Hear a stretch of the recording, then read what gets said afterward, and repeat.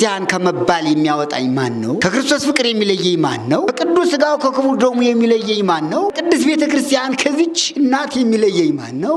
ከጥምቀት የሚለየኝ ማን ነው? ከክርስቶስ ፍቅር የሚለየኝ ማን ነው? ከመስቀሉ ፍቅር የሚለየኝ ፍቅሩ ይሄ ነው እኮ ፍቅሩ ይሄ ነው መስቀሉ ነው ፍቅሩ። እዩትማ ፍቅሩን ከሰማያ ሰማያት የወረደ ስለ ፍቅር ነው።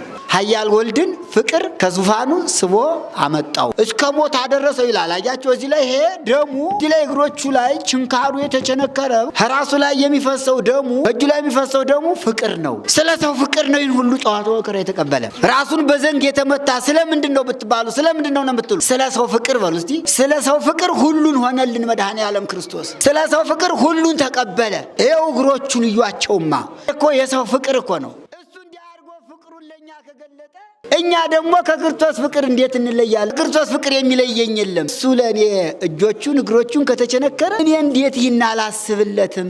እንዴት እኔ ከሱ እለያለሁ? ወደዚህ ዓለም ያመጣው ፍቅር ነው። እመቤታችን የፍቅር እናት የምትባል እኮ ስለዚህ እኮ ነው። ድንግል ማርያም የፍቅር እናት የምትባል እኮ ስለዚህ እኮ ነው፣ ለሌላ አይደለም። ፍቅር እናት የምትባል ፍቅሩን በእሷ ስለገለጠ ነው። ሰውን ለማዳን ሲል ድንግል ማርያም ስጋ ስለተዋሃደ የፍቅር እናት ትባላለች። ከወዲያ ዓለም ወደዚህ ዓለም መጥቶ ምን አደረገ? ከድንግል ማርያም ተጸነሰ። ይሄ ፍቅር እኮ ነው። መጽነሷ ፍቅር ነው። ዓለሙን ለማዳን ስለሆነ ፍቅሩን መግለጽ ስለሆነ ድንግል ማርያም የፍቅር እናት ትባላለች። እሷ ከስጋዋ ስጋ ከነፍሷ ነፍስ ነስቶ ሰው ባይሆን ኑሮ አይሰቀልም፣ ረቂቅ ነውና አይቸነከርም፣ ጠማኝ አይልም፣ መስቀል አይሸከምም ነበር፣ ራሱን በዘንግ አይመታም ነበር፣ የሾህ አክሊል በራሱ ላይ አይቀዳጅም ነበር፣ እጆቹን የፍጥኝ አይታሰርም ነበር፣ ጎኑን እዚህ ላይ በጦር አይወጋም ነበር። እመቤታችን እንደዚህ እንባዋ በዚህ በመንታው እየወረደ አታለቅስም ነበር። ዮሐንስ ወልደ ነጎድጓድ እንደዚህ ቁሞ አያለቅስም ነበር። ይሄ ሁሉ ፍቅር ነው። ከክርስቶስ ፍቅር የሚለየኝ ማን ነው? ሰማያ ሰማያት መውረዱ ፍቅር ነው። በድንግል ማርያም መጸነሱ ፍቅር ነው። እሷን መምረጡ ፍቅር ነው። ከአንስተ ዓለም ከሌሎች ሴቶች መምረጡ ፍቅር ነው። እሱ እኮ ስለወደዳት እኮ ነው። እግዚአብሔር ስለወደዳት ፍቅር ናት። እሷ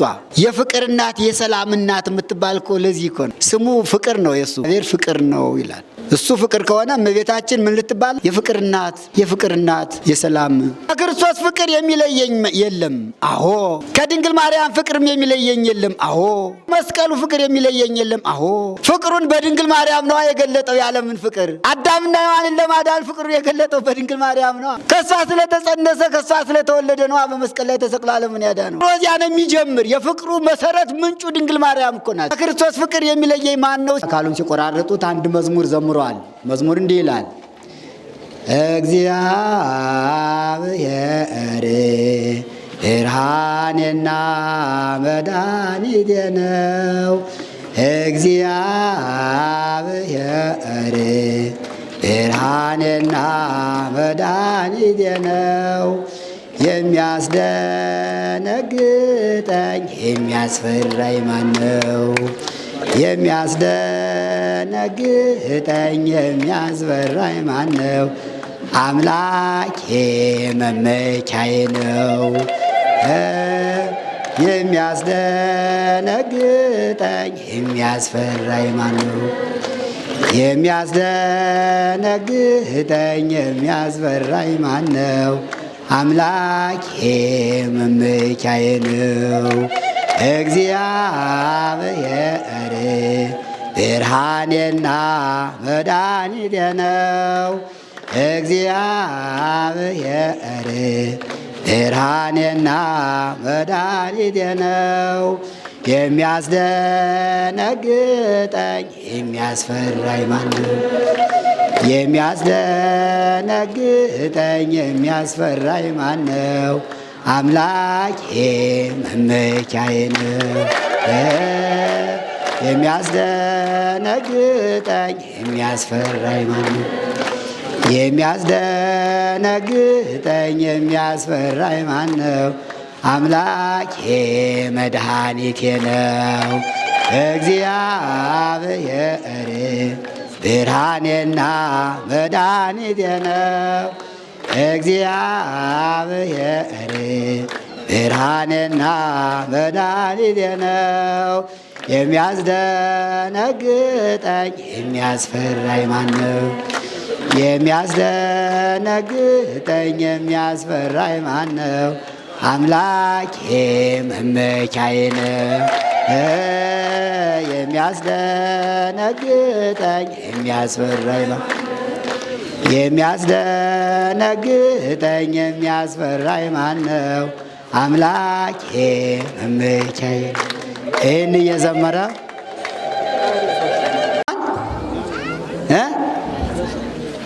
ነብር ይላል። ነብር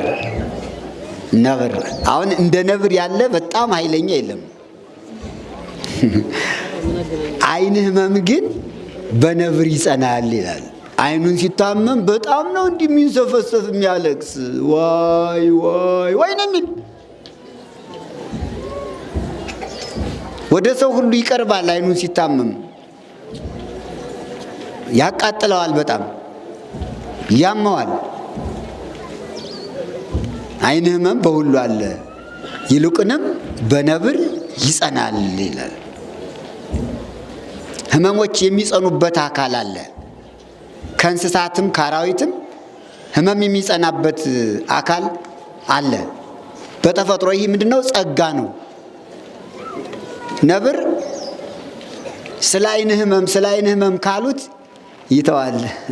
ይህንን ምስጢር ያመጣሁት ለምን መሰላችሁ? ችግርን የሚያውቅ ሰው ለሰው ይራራል። እንኳን ሰው ነብር ቁጡ ነው፣ ኃይለኛ ነው። ግን ነብር ስለ ዓይን ህመም ካሉት ይራራል። ያውቃታል ዓይን ህመምን በጣም ስለሚያውቃት። ለቅዱስ ጳውሎስ የህመም ጸጋ የተሰጠው ህመምተኞችን እያዳነ መንፈሳዊ ሕክምና እየሰጠ እንዲራራላቸው እንዲያዝንላቸው ነው ማለት ነው። አሁን ደግሞ በጣም ደግነት ከሁሉ አለ ይልና ዝሆን ከሁሉ በጣም ርሩ ነው ይላል። ካሉት እንስሳት ሁሉ ዝሆን ይበልጣል ይላል መጽሐፉ። መቅድመ ወንጌል ላይ ተቀምጧል። ዝሆን በጣም ርሩ ነው። መንገድ ለሚሄዱ ሰዎች ዝሆን መንገድ ጠፍቶኝ ካሉት ኩምቢውን እንዲህ እያማታ መንገድ አሳይቶ ይሰዳል። ኩምቢውን ታውቁታላችሁ፣ ረጅም ነው፣ ግዙፍ ነው። ግን መንገደኛ መንገድ ጠፍቶት ካየ እየመራዙ ይሄዳል። በጣም ደግነት እኮ ነው፣ ጸጋ ነው ይሄ። እንኳን ለሰው ለእንስሳት ለአራዊት እግዚአብሔር ጸጋ ሰጥቷቸዋል። ጸጋ አላቸው። ቅዱስ ጳውሎስ ታማሚ ነበረና ታማሚ ሆኖ ደግሞ ሕሙማንን ይፈውስ ነበረ። አዳ ምን አለ? ከክርስቶስ ፍቅር የሚለየን ማን ነው ካለ በኋላ ሕማም ነውን? ሕማም ሊለየኝ ነውን አለና ራሴን ቢያመኝም ወገቤን ቢፈጨኝም ከክርስቶስ ፍቅር ሕማም አይለየኝም አለ። ከክርስቶስ ፍቅር ሕማም አይለየኝም። ቅድም ብያለሁ፣ ምእመናን አደራችሁ በህመም ምክንያት ከክርስቶስ ፍቅር እንዳንለይ፣ ጠንቋይ ቤት እንዳትሄዱ አደራ። ከክርስቶስ ፍቅር ሕማም አይለየኝም ብሏልና። ጠንቋይ ቤት እንዴት ከለከለ ትሉኝ እንደሆነ ጥንቆላ፣ ጠንቋዮች፣ አስማተኞች፣ መተተኞች እኛ ራሳችን አዳኞች ነን ብለው የእግዚአብሔርን አዳኝነት አምላክነቱን ወደ እነሱ ስለሚያደርጉ ማለት ነው። ኮከቡን ቆጥረው ያጋንንትን ስም ጠርተው እኛ ዳንህ ስለሚሉ በአምልኮቱ ስለሚገቡ በአምልኮት እግዚአብሔር አምልኮት እግዚአብሔርን ስለሚያስረሱ አንዳንድ አካባቢ እኮ አንዳንድ ጠንቋዮች የምድር እግዚአብሔር ይባላሉ። የሚባሉበት ቦታ አለ አይደል? የምድር እግዚአብሔር ይላል ሰው ጅል ሞኝ። ደግሞ በምድር አንተ ከእግዚአብሔር ውጭ ሌላ አምላክ የለም። ጠንቋይ ጠንቋይ ነው፣ ባለዛር ባለዛር ነው፣ ቃልቻ ቃልቻ ነው፣ ውሸታም ነው፣ አስማተኛም አስማተኛ ነው። አትመኑ። ከእግዚአብሔር በቀር ሌላ አምላክ አለ አለ? አሁን ይችን ፀሐይ እስቲ እዩዋት። ማን የፈጠራት? ማን የፈጠራት? እቺ ፀሐይ ግን ፈጣሪ ናት ፍጡር ናት? ፈጣሪ ናት የሚል ቢመጣ ምን ትላላችሁ? የዛሬው ትምህርታችን ከዚህ ጋር ነው የሚመጣ። ያዕቆብ ዘግሙድ በእሳትና በፀሐይ የሚመለክበት ሀገር ነበርና ለዚያ የሚሰግዱትን ሰዎች ነው። እናንተ እችን ፀሐይ የፈጠረ እግዚአብሔር እያለ እንዴት ይህን ፀሐይ አምላክ ነው ትላላችሁ? ከክርስቶስ ፍቅር የሚለየኝ የለም ያለ በዚህ ጊዜ ነው። 42 ላይ ተቆርጧል። ያዕቆብ ዘግሙድ ይባላል። ዛሬ ነው በዓሉ። ከዚያ ምስጢር ለመድረስ ነው። መኑ ያድገነ ፍቅሮ ለክርስቶስ፣ የክርስቶስን ፍቅር የሚያስተውል ማን ነው? ሕማም ነው አይደለም። ሁለተኛው ምንዳቤኑ ይላል። መከራ ነውን ይላል። መከራ ከክርስቶስ ፍቅር አይለይም። መከራ ምንዳቤ ችግር ማለት ነው። ችግር፣ ረሃብ፣ ርዛት፣ ምንዳቤ መቸገር፣ መጨነቅ፣ ጭንቀት፣ ጸዋትወ መከራ ይለዋል። የመከራ አይነት ይለዋል። ምንዳቤ ማለት የመከራ አይነት፣ ብዙ አይነት መከራ። አንድ ቤት አሁን ብዙ አይነት ችግር ይኖራል። የቤት ችግር ይኖራል። ኪራይ የሚከፍለው ያጣ ሰው ይኖራል። አንድ በል። እንደገና ቁርስ የሌለበት ቤት ይኖራል። ቁርስ የማይበላበት ሁለት በል። ምሳም የማይበላበት ቤት ይኖራል። ሶስት በል። እራትም የማይበላበት ቤት ይኖራል። አራት በል። መክሰስ ሲጨመር አምስት በል። ይህ ሁሉ ችግር ምንዳቤ ይባላል። ጸዋትወ መከራ፣ የመከራ አይነት፣ የችግር አይነት። ታዲያ ይህ ሁሉ ከክርስቶስ ፍቅር አይለይም። ምንዳቤኑ ችግር ከክርስቶስ ፍቅር ይለያል? ምእመናን ይለያል? አይለይም። ታዲያ ብዙ ሰዎች ሲርባቸው ለምን ነው ወደ መናፍቃን የሚሄዱ? ከክርስቶስ ፍቅር እኮ አሁን ብዙ ሰው ተለይቷል እንዴ! ተለይቷል እኮ በምንዳቤ ምክንያት፣ በችግር ምክንያት ሃይማኖቱን የካደ ወደ መናፍቅነት የገባ ካለ ይህ ቃል የቅዱስ ጳውሎስ ቃል ተው ተመለሱ ይላል። ከክርስቶስ ፍቅር የሚለየን ማን ነው? መከራ ነው ይልና ሶስተኛው ተሰዶኑ ይላል። ስደት ነውን ይላል። ስደት ማለት ሀገር አስጥለው ቢያሳድዱን ሰው። አሁን ብዙ ሰው ተሰዷል፣ ከሀገሩ ተሰዷል። ግን ሃይማኖቱን እንደያዘ ነው መሰደድ ያለበት። የተሰደደም እንደዚያ ነው። ሃይማኖቱን ለውጦ ተሰዶ ከሆነ የሁለት ሀገር ስደተኛ መሆኑ ነው። አንደኛ በስጋ ስደተኛ ሆነ፣ በነፍሱ ደግሞ ከሀገረ ገነት ከሀገረ መንግስተ ሰማያት በ40 ቀንና በ80 ቀን ተጠምቆ ከሚወርሳት ሀገሩ ከገነትና ከመንግስተ ሰማያት ስደተኛ ይሆናል። ቢሰደድም ሃይማኖቱን እንደያዘ ነው መሰደድ ያለበት። ተሰዶኑ ስደት ነው ከክርስቶስ ፍቅር ቢለየኝ ይላል።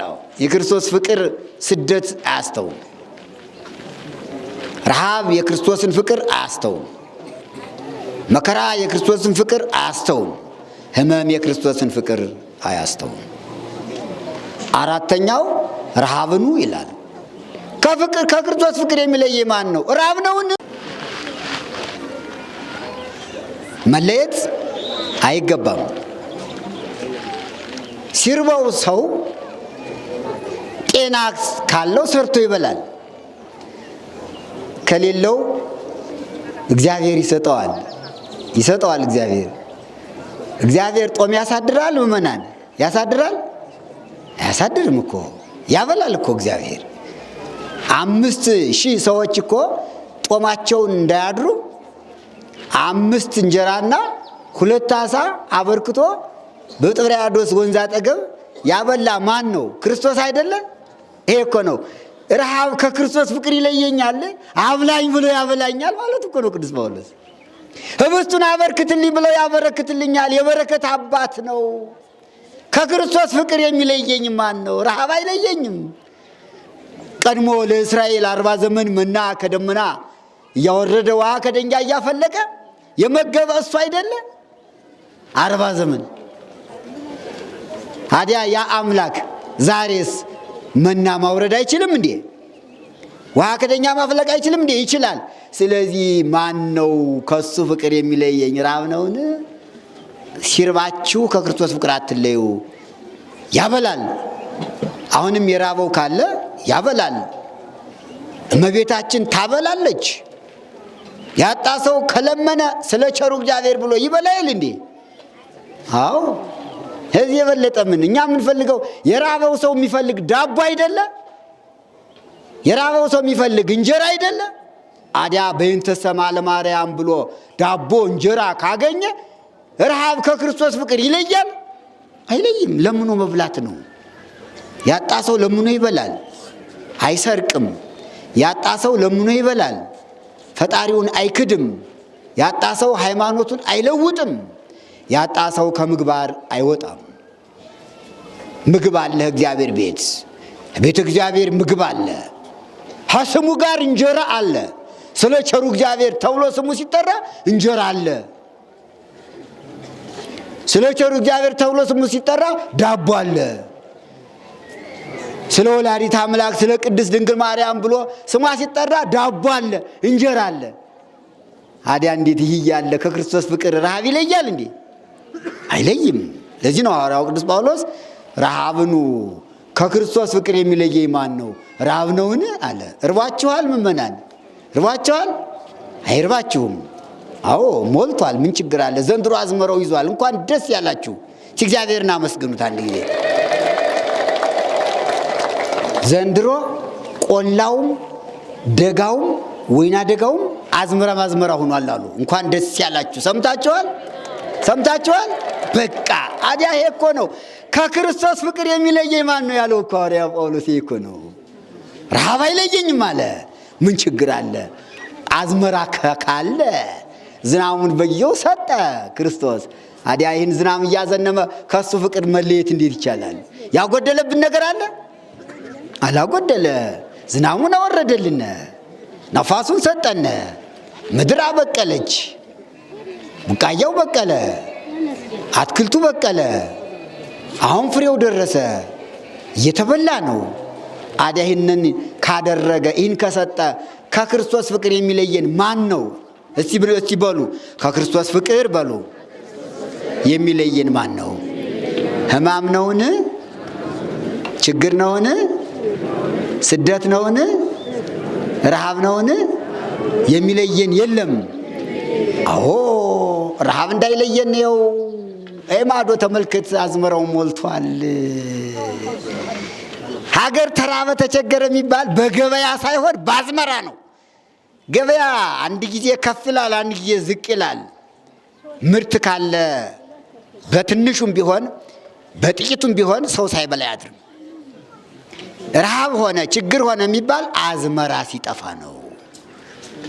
ገበሬው አርሶ ደፍልሶ ዘርቶ አርሞ ኮትኩቶ አጭዶ ነዶውን ታቅፎ ካውድማ ላይ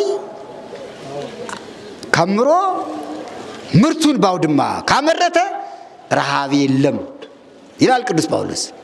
አንተ ከክርስቶስ ፍቅር የሚለይህ ማን ነው? ረሃብ ነውን? ከራበህ ለምነህ ብላ። ድንግል ማርያም እንጀራ ናት፣ ዳቦ ናት አይደል? አዎ።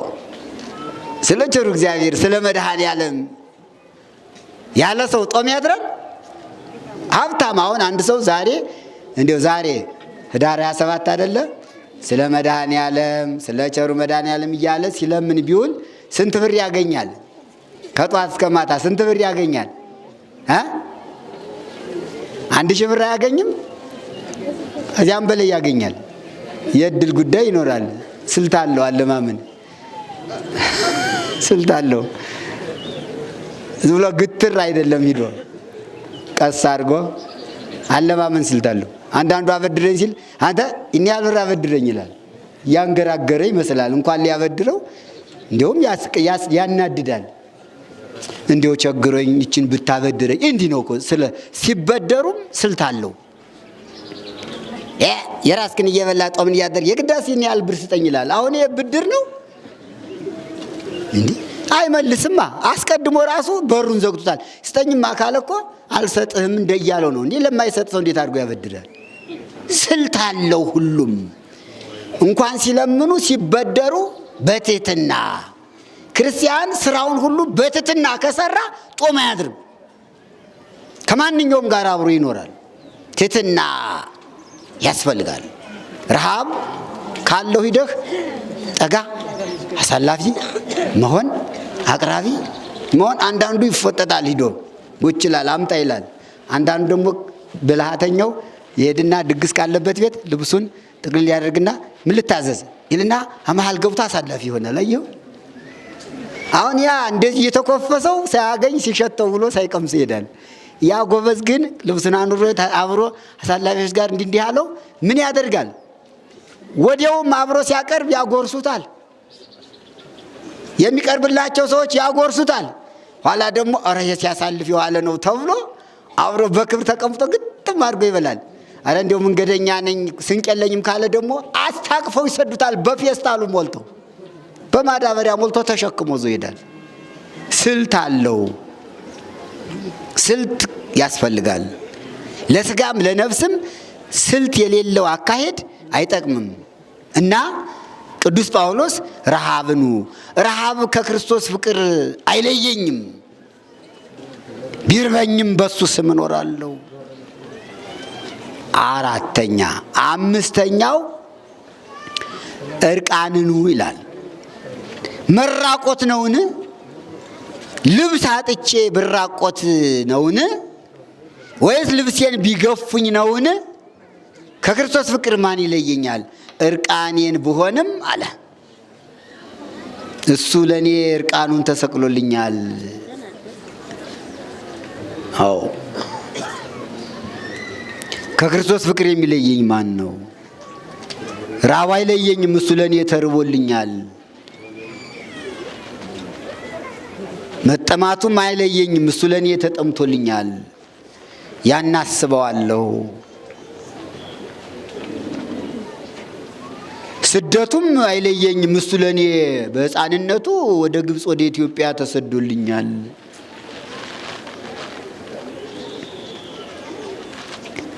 ልብስ ባጣም ለኔ ሲል እሱ ፍቅሩን ገልጥ ከክርስቶስ ፍቅር ነው ያለው።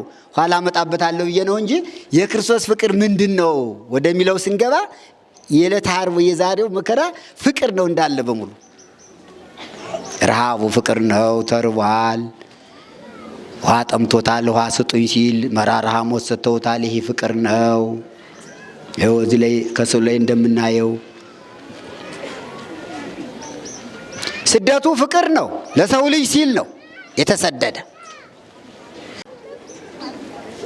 ቋሚ ሆኖ ተሰጥቶናል።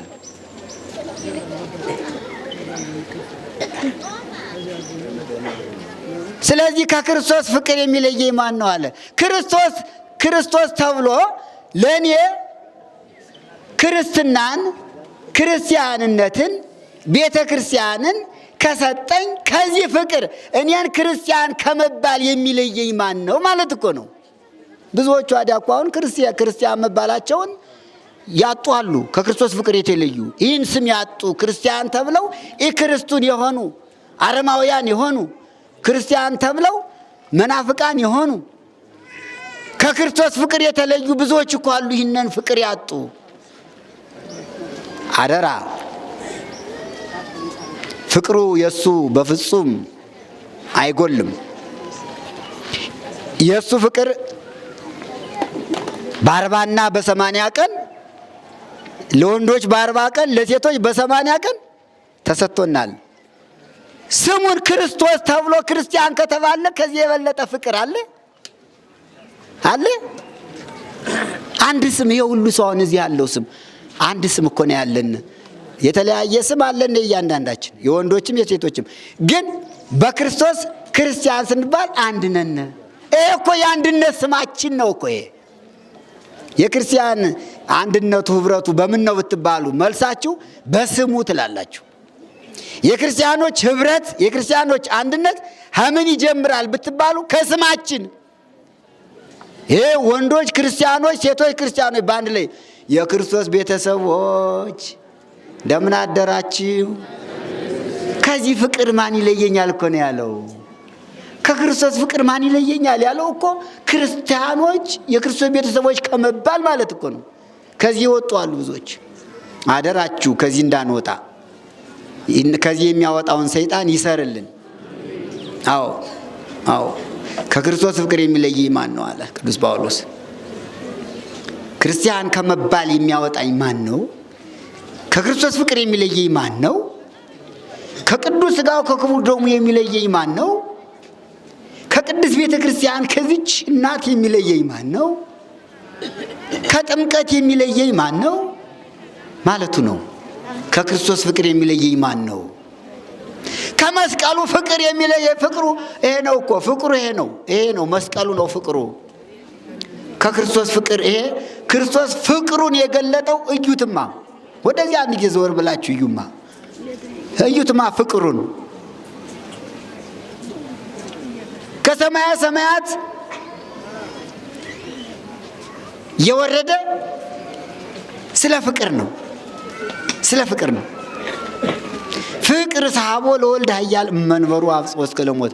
ኃያል ወልድን ፍቅር ከዙፋኑ ስቦ አመጣው ወአብጽሖ እስከ ለሞት እስከ ሞት አደረሰው ይላል። አያችሁ እዚህ ላይ ይሄ ደሙ እዚህ ላይ እግሮቹ ላይ ችንካሩ የተቸነከረው ራሱ ላይ የሚፈሰው ደሙ እጁ ላይ የሚፈሰው ደሙ ፍቅር ነው። ስለ ሰው ፍቅር ነው ይህን ሁሉ ጨዋታ ወከራ የተቀበለ። ራሱን በዘንግ የተመታ ስለምንድን ነው ብትባሉ ስለምንድን ነው የምትሉ? ስለ ሰው ፍቅር በሉ እስቲ። በእንተ ፍቅረ ሰብ ኮነ ለነ ኩሎ። ስለ ሰው ፍቅር ሁሉን ሆነልን መድኃኔ ዓለም ክርስቶስ። ስለ ሰው ፍቅር ሁሉን ተቀበለ። ይኸው እግሮቹን እያቸውማ ይሄ እኮ የሰው ፍቅር እኮ ነው። እሱ እንዲህ አድርጎ ፍቅሩን ለእኛ ከገለጠ እኛ ደግሞ ከክርስቶስ ፍቅር እንዴት እንለያለን ነው ቅዱስ ጳውሎስ። ከክርስቶስ ፍቅር የሚለየኝ የለም ሲል የሚለየኝ ማን ነው ሲል እሱ ለእኔ እጆቹን እግሮቹን ከተቸነከረ እኔ እንዴት ይህን አላስብለትም? እንዴት እኔ ከሱ እለያለሁ? እንዴት ከፍቅሩ እለያለሁ? ይህን መራራ መጻጻ ሐሞት እዩት። ውሃ ጠጠማው ባለ ጊዜ የፍቅር ጥማት ነው። ወደዚህ ዓለም ያመጣው ፍቅር ነው። እመቤታችን የፍቅር እናት የምትባል እኮ ስለዚህ እኮ ነው። ድንግል ማርያም የፍቅር እናት የምትባል እኮ ስለዚህ እኮ ነው፣ ለሌላ አይደለም። የፍቅር እናት የምትባል ፍቅሩን በእሷ ስለገለጠ ነው። ረቂቅ አካላዊ ቃል ከአብ አካል ባህሪ ዘንባሪ ቅድመ ዓለም የተወለደው የሰውን ስጋ ተዋህዶ ሰውን ለማዳን ሲል የድንግል ማርያምን ስጋ ስለተዋሃደ የፍቅር እናት ትባላለች። ከወዲያ ዓለም ወደዚህ ዓለም መጥቶ ምን አደረገ? ከድንግል ማርያም ተጸነሰ። ይሄ ፍቅር እኮ ነው። መጽነሷ ፍቅር ነው። ዓለሙን ለማዳን ስለሆነ ፍቅሩን ለመግለጽ ስለሆነ ድንግል ማርያም የፍቅር እናት ትባላለች። ምክንያቱም ከሷ ከስጋዋ ስጋ ከነፍሷ ነፍስ ነስቶ ሰው ባይሆን ኑሮ አይሰቀልም፣ ረቂቅ ነውና አይቸነከርም፣ ውሃ ጠማኝ አይልም፣ መስቀል አይሸከምም ነበር፣ ራሱን በዘንግ አይመታም ነበር፣ የሾህ አክሊል በራሱ ላይ አይቀዳጅም ነበር፣ እጆቹን የፍጥኝ አይታሰርም ነበር፣ ጎኑን እዚህ ላይ በጦር አይወጋም ነበር። እመቤታችን እንደዚህ እንባዋ በዚህ በመንታው እየወረደ አታለቅስም ነበር። ዮሐንስ ወልደ ነጎድጓድ እዚህ ቁሞ አያለቅስም ነበር። ይሄ ሁሉ ፍቅር ነው። ከክርስቶስ ፍቅር የሚለየኝ ማን ነው ሲል መጀመሪያ ክርስቶስ ፍቅሩ እንዴት ገለጠው? ይህን ተረድቶ ነው ቅዱስ ጳውሎስ ሁሉን የሆንክልኝ ለኔ የሆነልኝ ለኔ ነው አለ። ከሰማያ ሰማያት መውረዱ ፍቅር ነው። በድንግል ማርያም በንጹህ ድንግልናዋ መጸለሱ ፍቅር ነው። እሷን መምረጡ ፍቅር ነው። ከአንስተ ዓለም ከሌሎች ሴቶች መምረጡ ፍቅር ነው። እሱ እኮ ስለወደዳት እኮ ነው። እግዚአብሔር ስለወደዳት ፍቅር ናት እሷ። የፍቅር እናት የሰላም እናት የምትባል እኮ ለዚህ እኮ ነው። ስሙ ፍቅር ነው የሱ። እግዚአብሔር እሰ ፍቅር ውእቱ ይላል ዮሐንስ በመልእክቱ። እግዚአብሔር ፍቅር ነው ይላል። እሱ ፍቅር ከሆነ እመቤታችን ምን ልትባል ነው? የፍቅር እናት፣ የፍቅር እናት፣ የሰላም። ደስ ይለኛል እመቤታችን ስምሽን ሳነሳው ማርያም አይደል መዝሙሩ የሚለው። ከክርስቶስ ፍቅር የሚለየኝ የለም። አዎ ከድንግል ማርያም ፍቅርም የሚለየኝ የለም። አዎ ከመስቀሉ ፍቅር የሚለየኝ የለም። አዎ ፍቅሩን በድንግል ማርያም ነው የገለጠው። ያለምን ፍቅር አዳምና ሔዋንን ለማዳን ፍቅሩን የገለጠው በድንግል ማርያም ነው። ከሷ ስለተጸነሰ ከሷ ስለተወለደ ነው በመስቀል ላይ ተሰቅሎ ዓለምን ያዳነው። ፍቅሩ እዚያ ነው የሚጀምር። የፍቅሩ መሰረት ምንጩ ድንግል ማርያም እኮ ናት። ከክርስቶስ ፍቅር የሚለየኝ ማን ነው ሲል ቅዱስ ጳውሎስ መሰረቱን ድንግል ማርያም ናት። መሰረተ ሕይወት ማርያም ወጥንተ መድኃኒት ዘምቀዲሙ ይላታል። ድንግል ማርያም መሰረተ ሕይወት የሕይወት መሰረት ናት። መሰረቱን የጣለው በድንግል ማርያም ነው። የሕይወቱን መሰረት ያስቀመጠው በድንግል ማርያም ነው። በአጭር ቁመት በጠባብ ደረት ተወስኖ ትንሽ ብላቴና ይላታል። የ15 ዓመት የ12 ዓመት 15 ዓመቷ ነው እሱ ስንጸንስ። የ15 ዓመት ብላቴና ስትሆኝ ይህን ሰማይ ከነግሱ ይህን ምድር ከነልብሱ እንደያዘ በጠባብ ማህፀን እንዴት ተጸነሰ ይጠይቋታል። የበቁት አባቶቻችን ቅዱሳን ይጠይቋታል። ድንግል ሆይ እንዴት ቻልሽው? ኪሩቤል የተሸከሙትን እሳተ መለኮት ዙፋኑን እንዴት ቻልሽው? እነሱ እኮ እሳቱ እንዲያቃጥላቸው ክንፋቸውን እንዲያርገው ይጋርዳሉ። ክንፋቸውን ይጋርዳሉ። አንቺ እንዴት ቻልሽው? ቁመትሽ 3 ክንድ ከስንዝር ነው። እድሜሽ 15 ዓመት ነው። ያን ሰዓት እንዴት ቻልሽው? ባንቺ አዲስ ነገር እግዚአብሔር ጀመረ ይላል። መሰረት ጀመረ። በኩር ትባላለች ድንግል ማርያም። በኩር የፍቅሩ በኩር ናት። ፍቅሩን የገለጠባት መጀመሪያ ማለት ነው። በኩር ማለት መጀመሪያ አንደኛ ማለት ነው። ምክንያቱም እናትነትን ከድንግልና ድንግልናን ከእናትነት ይዛ የተገኘች ብቸኛ ማን ናት? እሷ ብቻ በኩር ትባላለች። ያለ ዘር ያለ ሩካቤ ያለ ወንድ የጸነሰች ሴት ሰምታችሁ ታውቃላችሁ? ታውቃላችሁ? የለችም። እሷ ብቻ ናት። መጀመሪያይቱም እሷ ናት፣ መጨረሻይቱም እሷ ናት። በቃ ሌላም የለም። ተከታይም የላት፣ ተቀዳሚም የላት። ማለት ከሷ በፊት ያለ ዘር ያለ ሩካቤ ያለ ወንድ የጸነሰች ሴት የለችም። እሷ ብቻ ናት። ደግሞም ከወለደች በኋላ ድንግልና ያላት እናት እሷ ብቻ ናት። ተከታይ የላት፣ ተቀዳሚ የላት። ለዚህ ነው እኮ የምንወዳት። ስለወደዳት እኮ ነው፣ ስላከበራት ነው፣ ዳርጎ ስለጠበቃት ነው፣ ስላለወጣት እኮ ነው፣ ስላለወጣት ስላጸናት እኮ ነው። አጸናት አጸናት እንድትችለው አደረገ። እሳቱን ቻለችው እና ፍቅሩን የጀመረው በእሷ ነው ለማለት ነው ምእመናን። እና በድንግል ማርያም በድንግል ማርያም ማህፀን የተጀመረው ፍቅር መቼም መች መለየት ስለማይገባው ቅዱስ ጳውሎስ ምን አለ? ከክርስቶስ ፍቅር የሚለየኝ ማን ነው አለው። ክርስቶስ የተባለ ከእሷ ተወልዶ ነው። ክርስቶስ የተዋሕዶ ስሙ ነው። ቃልና ትስብእት በማህፀነ ማርያም አንድ ሆኑ። ተዋሕዶ የሚለው ስም ክርስቶስ የሚለው ስም አንድ ነው። ተዋሕዶ ማለት ክርስቶስ፣ ክርስቶስ ማለት ተዋሕዶ ማለት ነው። ይህንን ነው ከክርስቶስ ፍቅር የሚለየኝ ማን ነው? አዎ የሚለየኝ የለም ከድንግል ማርያም ፍቅርም ይላል ሐዋርያው ጳውሎስ ከክርስቶስ ፍቅር ይላል። ሊቁ ደግሞ ስለ እመቤታችን ይሰጥና ምን ይላታል?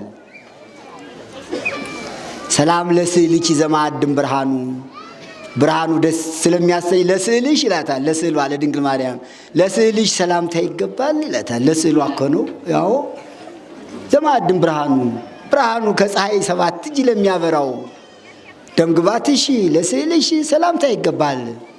ወፍቱ ሞገሰስኑ ደምግባቱ ደስ የሚያሰኝ ስዕልሽ ለስዕልሽ ሰላምታ ይገባል። ሃይማኖት ፊልጶስ አንቲ ከመ ማርያም ከመ ጳውሎስ ይዜኑ የፊልጶስ ሃይማኖት ድንግል ማርያም ወይ ከመ ጳውሎስ ይዜኑ ጳውሎስ እንደተናገረ ምን ብሎ መኑ ያድገነ ፍቅሮ ለክርስቶስ ያለውን ወደዚያ ነው የሚወስደው። ከመ ጳውሎስ ይዜኑ ጳውሎስ እንደተናገረ ከክርስቶስ ፍቅር የሚለየን ማን ነው? ሕማም ነውን? ምንዳቤኑ ችግር ነውን? ተሰዶኑ ስደት ነውን? ረሃብ ነውን? እርቃንኑ መራቆት ነውን? መጥባይትኑ ሾተል ሰይፍ ቢመዙብን ነውን? ጻይርኑ ጭንቅ መከራ ቢያመጡብን ነውን? እንዳለ ይላል። ሕማምኑ ጻይርኑ መጥባይትኑ አይድጎ ፍቅርኪ ዘይክለኒ መኑ። ይሄ ነው የእመቤታችን ከአንቺ ፍቅር የሚለየኝ ማን ነው አለ። ደግሞ አንድ ነው የእናትና የልጁ ፍቅር። እሱን ወዳለሁ ብሎ እሷን አልወድም ካለ አይቻልም። አይድጎ ፍቅርኪ ዘይክለኒ መኑ። የአንቺን ፍቅር ሊያስተወኝ የሚቻለው ማን ነው?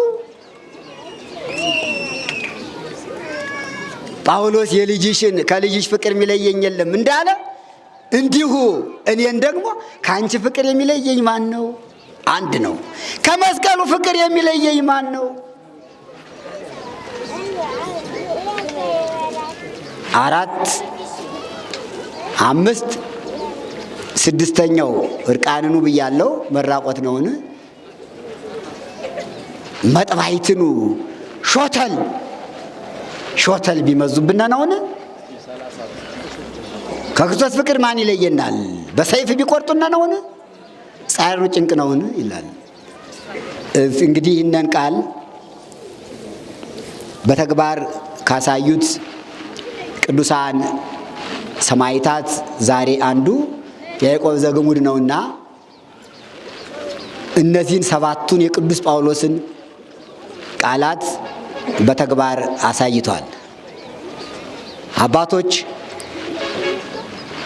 ወንድሞች፣ እናቶች፣ እህቶች ገበያ ቀን ነው፣ አናስረፍባችሁም። ባጭሩ ነው የማደርገው። ግን አባቶች የምንማረው ትምህርት አለ። እናቶች፣ እህቶች፣ እናንተ ባለትዳሮች አድምጡ። አሁን ትንሽ ቆዩ፣ አድምጡ። የምትማሩት ትልቅ ትምህርት አለ ዛሬ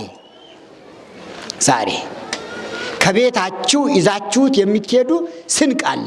ቤተ ክርስቲያን ትሰጣቸዋለች።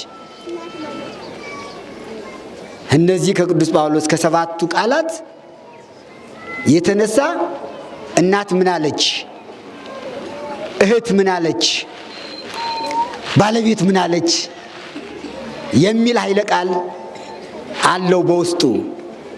እናቱ ምን አለች፣ እህቱ ምን አለች፣ ሚስቱ ምን አለች።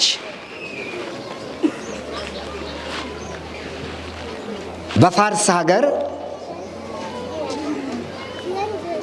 ሰክራድ የሚባል አንድ ንጉሥ ነበረ ይላል የዛሬው በዓል ስንክሳር። ንጉሡ ሰክራድ ይባላል፣ ሀገሩ ፋርስ ይባላል። ያዕቆብ የተባለ አንድ ክርስቲያን ሰው ነበረ። በሃይማኖቱ የጠነከረ፣ በሃይማኖቱ የጸና፣ ምግባሩ የቀና ያዕቆብ የሚባል አንድ ሰው ነበረ።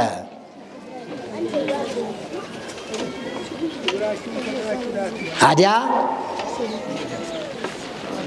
ከሰክራድ ከንጉሱ ጋር አብሮ ሲኖር ሰክራድ የተባለው ንጉሥ እሳትንና ፀሐይን የሚያመልክ ነበረ። የሰማችሁ ነው። ሰክራድ ምን ያመልክ ነበረ? እሳትና ፀሐይን ያመልክ ነበረ። እንዴት አድርጎ? እሳቱን አንድዶ ፏ ሲል የአምላክ ነው እያለ እሳቱን ያመልከው ነበረ። እሳት የተፈጠረ መቼ ነው? መቼ ነው የተፈጠረ? በዕለተ እሁድ። አራቱ ባህርያት ነፋስ፣ እሳት፣ ውሃ፣ መሬት በዕለተ እሁድ የመጀመሪያ ፍጥረታት ናቸው። የፈጠራቸው ማን ነው? እግዚአብሔር። እንግዲህ የሰውን አለመብሰል እዩትማ። እሳትን የፈጠረ እግዚአብሔር እያለ እሳትን አምላክ ማለት። ዛሬም እኮ አንዳንድ አይጠፋም አለ አይደል? ተው ቀስ በል። ዛሬም ለእሳት ለውሃ አምልኮት የሚሰጥ ሰው አለ። ውሃ ሲሻገር ከያዘው ነገር ቁርጥ አድርጎ ለውሃው ይጥላል። ምን ማለት ነው ይሄ? ለሰይጣኑ እኮ ነው። ቆሌው እያለ ለውሃው እሳቱ ሲያንፏፏ ዛሬ እንዲሆናል ይላል፣ ይቀናኛል ይላል። እሳት የሚያመልኩ ብዙዎች አሉ። ፀሐይንም ደግሞ የሚያመልኩ አሉ። ጨረቃን የሚያመልኩ አሉ። ከዋክብትን የሚያመልኩ አሉ። ፍጥረታትን በሙሉ የሚያመልኩ አሉ። እሳት እዩል ነፋስ እዩል ይላል ሰሎሞን። ነፋሱን ያመልኩታል፣ እሳቱን ያመልኩታል፣ ውሃውን ያመልኩታል። እና ይሄ ሰክራድ እሳቱን አምላክ ነው እያለ ለእሳት የሚሰግድ ነው ለማለት ነው። ፀሐይን አምላክ ናት እያለ የሚሰግድ ነው። ፀሐይን የፈጠራትን ፈጣሪ አያውቅም። ያዕቆብ ክርስቲያን ነውና በስራ ምክንያት ከሱ ጋር አብሮ መስራት ጀመረ። ክርስቲያኑ ከእሳትና ከፀሐይ አምላኪው ከሰክራድ ጋር በስልጣን በሹመት በገንዘብ አታለለው፣ ደለለው። ይህ ዛሬም በዓለሙ ያለ ነው ድለላ። ለስልጣን ለሹመት ለሀብት ሲባል ብዙ ሰው ሃይማኖቱን ይክዳል። ይሄ አዲስ ነገር አይደለም፣ አሁንም በዘመናችን የምናየው ነው። እና ልቡን አገበረው፣ አለበሰው፣ ሸለመው፣ ሾመው፣ ባለስልጣን አደረገው። እንግዲህ ይህን ሁሉም ማደርግልህ አንድ ምስጢር ስላለ ነው። እኔ የማመልከውን ታመልካለህ አለው። እኔ ለእሳት እንደምሰግድ አንተም ለእሳት ትሰግዳለህ አለው። አይዛብ፣ አረማውያን፣ መናፍቃን ለመጀመሪያ የሚያዝኑ የሚራሩ ይመስላሉ። ውስጣቸው ግን እሾህ ነው፣ እሬት ነው፣ እሬት ነው። በይሉኝታ ሃይማኖትን ለማስካድ ነው። ብዙ ገንዘብ፣ አሁን መናፍቃን ብዙ ገንዘብ ይሰጣሉ። ለምን ይመስላቸዋል? ያ ሰው ብዙ ገንዘብ ስለተቀበለ ይሉኝታ ስለሚይዘው አይ እናንተን አልመስልም እንዳይል። የያዕቆብ እድል ይሄ ሆኖ ነበረ። ያዕቆብ ይህ እድል ገጥሞት ነበረ። ሰክራድ ብዙ ነገር ስላደረገለት እሱም ያመልከውን እሳት ማምለክ ጀመረ። እሱም ያመልከውን ፀሐይ ማምለክ ጀመረ። ለፀሐይ ሰገደ፣ ለእሳት ሰገደ። ጨርጦ ገባ። ከክርስቶስ ፍቅር የሚለይ ማን ነው ብሎ ነበር ጳውሎስ። ያዕቆብ ግን ከክርስቶስ ፍቅር ተለየ። ማን ለየው? ማን ለየው? ስልጣን። ተው ዝም ላስቀምጣል። ማን ለየው? ማን የለየው? አንደኛ ስልጣን ሹመት፣ ሁለተኛ ሀብት ንብረት። አደራችሁ ምእመናን፣ ለስልጣን ብላችሁ ለሹመት ብላችሁ ለገንዘብ ብላችሁ ሃይማኖታችሁ እንዳትለውጡ። ከዚህ በኋላ ያዕቆብ ከሰክራድ ጋር እሳትን ፀሐይን እያመለከ ሲኖር እናቱ፣ እህቱ፣ ሚስቱ ሶስቱ ይህን ሰሙ። እየሰማችሁ ነው? ሚስቶች፣ እህቶች፣ እናቶች ስሙ። ለልጆቻችሁ ትልቅ ቁም ነገር ይዛችሁ እንድትሄዱ። እናቲቱ ምን ሰማች? ልጅሽ ያዕቆብ እግዚአብሔርን ትቶ የሥላሴን አንድነት ሶስትነት ትቶ ምስጢረ ሥላሴን ክዶ ምስጢረ ሥጋዌን ከሦስቱ አካል አንዱ አካል ወልድ ከሰማየ ሰማያት ወርዶ ከድንግል ማርያም ተወልዶ ሰው ሁኖ ዓለሙን ማዳኑን ክዶ ምስጢረ ጥምቀትን በ40 ቀኑ የተጠመቀውን ጥምቀት ክዶ ምስጢረ ቁርባንን አንቺ አዝለሽ ወስደሽ ያስጠመቅሽውን ጥምቀትና ያቆረብሽውን ቁርባን ምስጢረ ቁርባንን ክዶ ኋላ ክርስቶስ በዳግም ምጽአቱ በመጣ ጊዜ ሙታንን ያስነሳቸዋል። ከአምስቱ አዕማደ ምስጢር የመጨረሻው ምስጢረ ትንሣኤ ሙታን ነውና ምስጢረ ትንሣኤ ሙታንን ክዶ እሳትና ፀሐይ አምላክ ይሆነልሽ ብለው ለእናቱ ነገሯት። ለሚስቱም ነገሯት፣ ለእህቱም ነገሯት። ምኑ ሊሆን? እናቱ ምን ትሊሆን? ሚስቱ ምን ትሊሆን? እህቱ ምን ትሊሆን ነው? አዎ ቅዱስ ጳውሎስ ከክርስቶስ ፍቅር የሚለየኝ ማን ነው? ይህችን ጠቀሱ። አያችሁ፣ መጽሐፍ ቅዱስ አንብቡ እናቶች፣ እህቶች። የቅዱስ ጳውሎስ መልእክት ወደ ሮሜ ሰዎች ምዕራፍ 8 ቁጥር 35 ያዙ። እናንተም ትጠቀሙበታላችሁ። ያቺ እናት፣ ያቺ እህት፣ ያቺ ሚስት ይህን የጠቀሱ ቅዱስ ጳውሎስ መኑ ያሃድገነ ፍቅሮ ለክርስቶስ፣ ከክርስቶስ ፍቅር የሚለየን ማን ነው? ሕማም ነው? ምንዳቤኑ? ተሰዶኑ? እርቃንኑ? ረሃብኑ? መጥባይትኑ? ጻይርኑ? ይህ ሁሉ ቢመጣ ከክርስቶስ ፍቅር የሚለየን ማን ነው እያለ እንዴት ልጄ፣ እንዴት ባሌ፣ እንዴት ወንድሜ ክርስቶስን ይክዳል ለስልጣን ብሎ አሉና ሶስቱ ተመካከሩ። ወጸሐፋ ይላል። ምንም ብለን እንጻፍለት? በቃ አንተ ከክርስቶስ ፍቅር ከተለየህ፣ አምልኮተ እግዚአብሔርን ከካድክ እኔም ክጄሃለሁ። እናቲቱ አንደኛ መስመር አንተ እግዚአብሔርን ፈጣሪን ከካድክ፣ ከክርስቶስ ፍቅር ከወጣህ እኔም ክጄሃለሁ። አንደኛ መስመር። ሁለተኛ ቁጥር ሚስቱ አንተ ከክርስቶስ ፍቅር ከተለየህ እኔም ካንተ ተለይቻለሁ። ከዛሬ ጀምሮ ትዳር የለንም፣ ሚስትህ አይደለሁም፣ አንተም ባሌ አይደለህም። ሶስተኛ ቁጥር እህቱ አንተ ወንድሜ፣ ታላቅ ወንድሜ ያዕቆብ ሆይ፣ አንተ የእናቴ ልጅ፣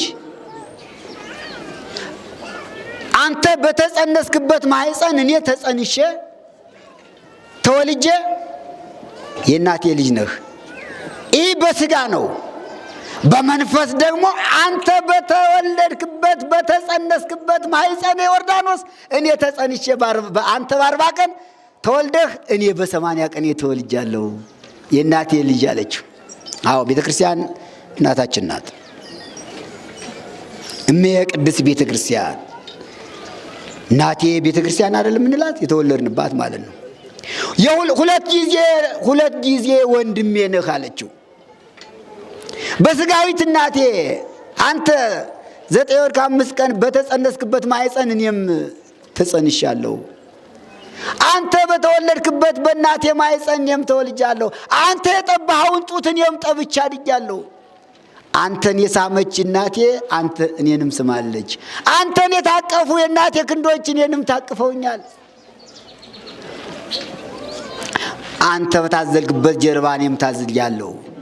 ወንድሜ ይህ በስጋዊው ልደት ነው። በመንፈሳዊ ደግሞ አዎ አንተ ታላቅ ወንድሜ የተጸነስክበትን ማህፀን ዮርዳኖስ እኔም በ80 ቀን ተጸንሼበታለሁ። አንተ የተወለድክበትን ማህፀን ዮርዳኖስ እኔም አንተ በ40 ቀን የተወለድክበትን ጥምቀቱን እኔም በ80 ቀን ተወልጄበታለሁ። አንተ የጠባውን ጡት እኔም ጠብቻለሁ፣ ይኸውም ቅዱስ ሥጋው ክቡር ደሙ ነው። ከክርስቶስ ከቀኝ ጎኑ የፈሰሰውን ማየገቦ ተጠምቄበታለሁ። ከጎኑ የፈሰሰውን ደመገቦ ጠጥቻለሁ። አንተ የተቀበልከውን ቅዱስ ሥጋውን ክቡር ደሙን ተቀብያለሁ። አንተን የታቀፉ እጆች እኔንም ታቅፈውኛል።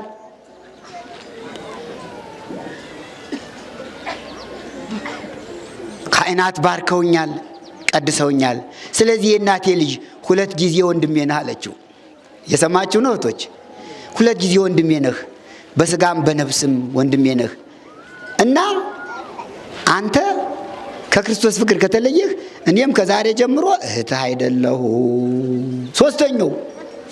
ሶስተኛው ብለው ደብዳቤ ጽፈው ላኩለት። ለማን የላኩለት? ለያዕቆብ። አምልኮተ እግዚአብሔርን ትቶ ማንን ማምለክ ስለጀመረ ነው። እሳት፣ ፀሐይ፣ ጣዖት ማምለክ ስለጀመረ እናትም ቆረጠች፣ ሚስትም ቆረጠች፣ እህትም ቆረጠች። ይሄ እኮ ነው። ትዳሩም በሃይማኖት ለውጥ በክደት የመጣ ትዳር አይደለም፣ አይረባም፣ ይቅር። በሃይማኖት ከማይመስል ሰው ጋር ተጋብቶ የሚገኝ ሀብት ይቅር። ቆራጥ መሆን ያስፈልጋል። እግዚአብሔር ሁሉን ይሰጣል።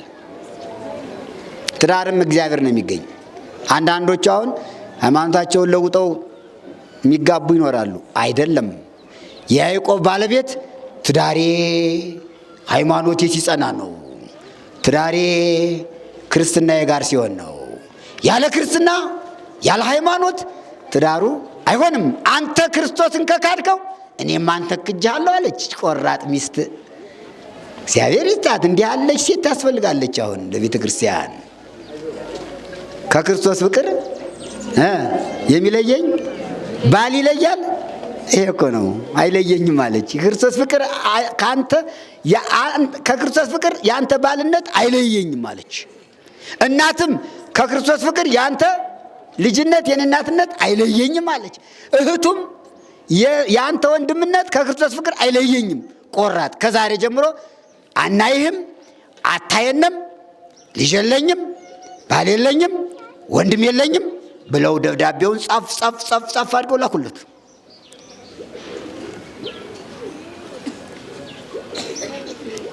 መልእክቱ ደረሰ ለያዕቆብ፣ ለውዱ ልጄ፣ ለውዱ ባለቤቴ፣ ለውዱ ወንድሜ ለያዕቆብ ከዛሬ ጀምሮ ተለያየነ። ከክርስቶስ ከተለየህ እኛም ካንተ ተለየነ፣ ተለይተናል ብለው ጻፉለት ደብዳቤውን። ደረሰው፣ አነበበ። እናቱ የጻፈችለትን ሲያይ ተጨነቀ። ክጃለሁ ልጄ፣ ክርስቶስን ከካድክ ልጅ አይደለም ስትለው ሰፍ አለ። እናት አላውቅም ስትል ይከብዳል አይከብድም? ክጃለሁ ካለች እናት በጣም ከባድ ነው። አባት ልጅ አይደለህም ካለ በጣም ከባድ ነው፣ ይጨንቃል። ቀላል አይደለም። አልወለድኩም ወግድልኝ ካለ በጣም ይጨንቃል። ተለየህ፣ ከክርስትና ሃይማኖት ከወጣህ ተለያየነ፣ ዳናሁ ቻው። መጨረሻ ላይ የተጻፈው ደናሁ ተለያየነ የሚል ነው መዝጊያው። 4 ነጥብ የተዘጋ። ከአምልኮት እግዚአብሔር ከተለየህ እኛም ካንተ ተለይተናል። አነበበ፣ ጨነቀው። እናቴም ባለቤቴም እህቴም ከኔ ከተለዩ እኔ ከክርስቶስ ከተለየው እኔ ማን ነኝ አለ። ልብ ሰጠው። ወዲያው ልቡን መለሰለት። እሱም መጽሐፍ ቅዱስ አንብቧል። ያው ጊዜ አስቸጋሪ ስለሆነ ነው እንጂ የማቴዎስ ወንጌል ምዕራፍ 10 ቁጥር 38 ላይ ክርስቶስ የተናገረው ኃይለ ቃል አለ በወንጌሉ። ምን ይላል? ዘያጥባ ወይ ዘይጾረ መስቀለ ሞቱ ይክ ሊጸመደኒ። ጨክኖ መከራ የሚቀበልበትን መስቀል እኔ መከራ የተቀበልኩበትን መስቀል ተሸክሞ ያልተከተለኝ ይደሉ ሊተ ለኔ ሊሆን አይገባም ይላል ቃል ወንጌሉ። ይህን አሰበና እንዴ ክርስቶስም እኮ እንዲህ ብሏል፣ ፈጣሪያችሁን አትካዱ ብሏል። እነሱ ተወጡ። አዎ ከኔ ይልቅ ልጁን የወደደ ለኔ ሊሆን አይገባም ያለውን ነው የጻፈች እናቱ። የወይ ማቴዎስ ወንጌል ምዕራፍ 10 ላይ ምን ይላል? ዘያፈቅር አባሁ ወእሞ ምኔ ይደሉ ሊተ። ከኔ ይልቅ አባቱን፣ እናቱን፣ ሚስቱን የወደደ ለኔ ሊሆን አይገባም ይልና ወዚያ ፈቅር ወልዶ ወወለቶም እኔ ወንድ ልጁን ሴት ልጁን ከኔ ይልቅ የወደደ ለኔ ሊሆን አይገባም ብላ ነው እናት የጻፈች። ሚስትም የጻፈች እህትም የጻፈች መጽሐፍ ቅዱስ ጠቅሰው ነው፣ ዝም ብለው እንዳይመስላችሁ። ይህን ጠቅሰው ነው ይላል ወንጌሉ። ከኔ ይልቅ ወንድ ልጁን ሴት ልጁን የወደደ ለኔ ሊሆን አይገባም። እናትም በሃይማኖት ነው ይሄ። በሃይማኖት ምክንያት ልጆች ሃይማኖታቸውን ክደው ወላጆች ተንቦጅቡጀው እኔን ክደው ወደ ልጆቻቸው ቢሄዱ የኔ አይደሉም። አባት እናት ክደው ደግሞ ልጆች እኔን ትተው ወደ አባት ወደ እናት ክደት ከሄዱ ለኔ ሊሆን አይገባም የሚለውን ስለሚያውቅ እነሱ ትክክለኞች ናቸው። እናቴም ባለቤቴም እህቴም የጻፉት የመጽሐፍ ቅዱስ ቃል ነው። የማቴዎስ ወንጌል ምዕራፍ 10 ቁጥር 38 ላይ ክርስቶስ ያስተማረው ኃይለ ቃል ነው። እውነታቸውን ነው። ከኔ ይልቅ ወንድ ልጁን ሴት ልጁን የወደደ የሚለውን እኔ ማን ነኝ? ክርስቶስም ዘአምን ብዬ በቅድመ ሰብ በሰው ፊት ያመነብኝን እኔም በአባቴ ፊት አምነዋለሁ፣ በሰው ፊት የካደኝን እኔም በአባቴ በመላእክት ፊት እክደዋለሁ ብሏልና ከክርስቶስ ልካድ አይደል ታዲያ? እኔ እኮ ክጅ አልቀርም፣ እኔም ልካድ ነኝ፣ ክርስቶስ እኔን አላውቅህም ሊለኝ ነው አለና ወዲያው ጠብ እርግፍ አድርጎ የታጠቀውን መሳሪያ ልብሰ መንግስቱን የተሰጠውን የክብር ልብስ በሙሉ ውልቅልቅ አደረገና አስቀምጦ ከንጉሱ ከሰክራድ ዘንድ ሄደ። ከፊቱ ቆመ። ያዕቆብ ምን ነው ልብስ ቀየርክ ለወጥ ካለው፣ አይ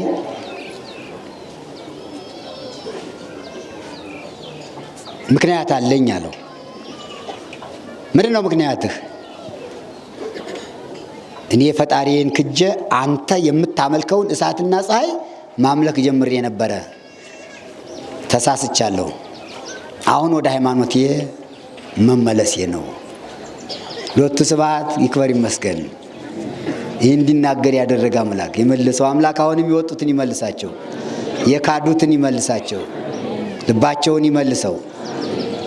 ምን ነው ያዕቆብ ምን ሆነህ? ተው እንጂ እስቲ ቆይ ነገር እኮ አንዳንድ ቀን ምናልባት አይታወቅምና እስኪ ነገ እንገናኛለሁ ነገሩን ለማብረድ እሺ ብሎ ሄደ። ከጣዖት ቤት ገብቶ ያን ጣዖት የሚመለከው እሳቱን ያዕቆብ ናቀው፣ አቃለለው። ይሄ እኮ ከንቱ ነው፣ ይሄ እሳት ፀሐይ ማምለክ ይሄ ከንቱ ነው እያለ ከሌሎች ጋራ አብሮ አምልኮ ጣዖት ከንቱ እንደሆነ ሲነጋገር የሰሙ ሰዎች ሂደው አረ ያዕቆብ ተለውጧል፣ አንተ የምታመልከውን እሳትና ፀሐይ ከንቱ ነው እያለ ነው፣ ይሄ ፍጡር ነው፣ ይህን የፈጠረ አምላክ አለ እያለ እያናናቀ ነው፣ ሌሎች ሰዎች ሁሉ እንዳያመልኩ እያደረገ ነው ብለው ነገሩት። እንዴ ሰው ምን ሆኗል አለ። በነጋው ተገናኙ አለው። ይኸው አባቴ፣ እናቴ፣ እህቴ፣ ባለቤቴ መልእክት ልከውልኛል አለው። ምን አደረች መስከን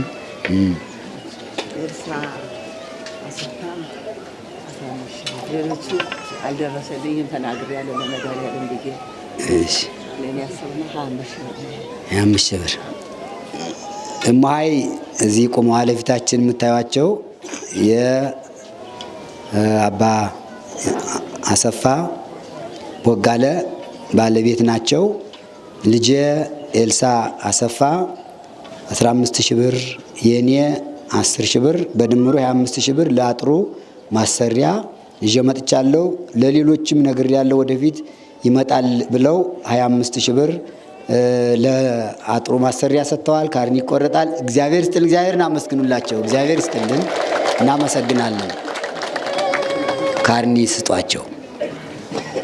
በሩቅ ያሉትንም መድኃኔዓለም ይጠብቃቸው፣ በሃይማኖታቸው በምግባራቸው ያጽናቸው፣ ስጦታቸውን ይቀበልላቸው። እግዚአብሔር ይስጥልን፣ እናመሰግናለን። ይሄዱ እዚያ እዚያች ስጡ እዚያች ይሄዱ እዚያ ይሄዱ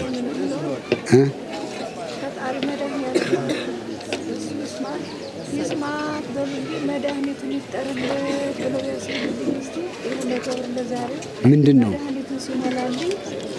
እናታችን አሁን 100 ብር ስለተሰጥቻለሁ የለመንኩትን ይሙላልኝ፣ 1000 ብር ይዤ እመጣለሁ ይሙላልሽ በሉኝ ብለዋል። ይሙላልሽ በሏቸው። እሺ እግዚአብሔር ይስጥልን። እየጨረስኩ ነው። ከእናቴ ከውድ እናቴ ከወላጅ እናቴ ከውድ ባለቤቴ ከውዲቱ እህቴ ደብዳቤ መጣልኝ። ንጉሥ ከክርስቶስ ፍቅር የሚለየን ማን ነው የሚል ደብዳቤ መጣልኝ። ቻው ከእንግዲህ ከዛሬ ጀምሮ እሳት አላመልክም፣ ፀሐይ አላመልክም። ፀሐይን የፈጠረው አምላክ የእግዚአብሔር አምላክ ኢየሱስ ክርስቶስ አለ፣ እሱን ነው የማመልክ። እሳት አላመልክም፣ እሳተ መለኮት ፈጣሪ እሱ ነው አለ። እዚያው ላይ የተሰጠውን ሁሉ አስረከበ።